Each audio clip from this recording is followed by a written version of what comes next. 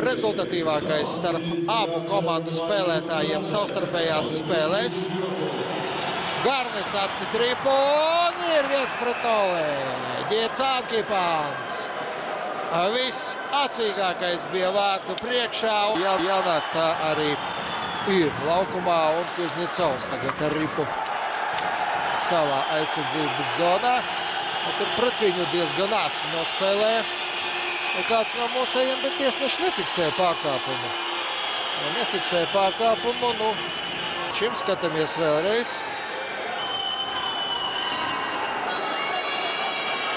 Frederiks Vārks.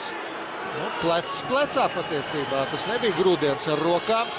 Zancevs, Žiru un Derons. Kāda iespēja bija Ņiževiem. Rīt skatāmies vēlreiz. Kāds ir ripu Garnets. Garnets aptur ripu. Aptur pusceļā uz savas komandas vārtiem. 1-1. Neiemet tu, iemet tev. Hokejists. Skatāmies vēlreiz. Ļoti spēcīgi un precīzi trāpa Razins. Grūti pateikt, cik lielā mērā Holtam mūsu uzbrucēji šajā spēlē. Senjus, eleganti, skaisti pat. Un tagad jāvērt. 2-1 Rīgas Dinamo vadībā. Lieliski nospēlē Niklās Lusenjus. Un kurš tad iemeta? Marcels Hossa. Skatāmies vēlreiz. Lusenjus piespēlē Hossam un 2-1. Marcelam 9. vārti čempionātā un jau 3. Rīgas Dinamo rindās.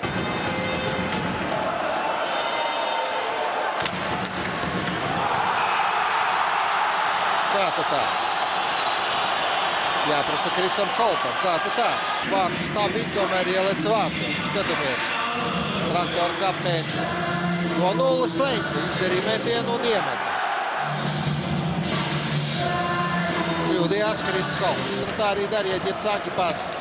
Ripa līdz viņam nenonāca. Garām. Brukums turpinās. Lusenjus. 3-9.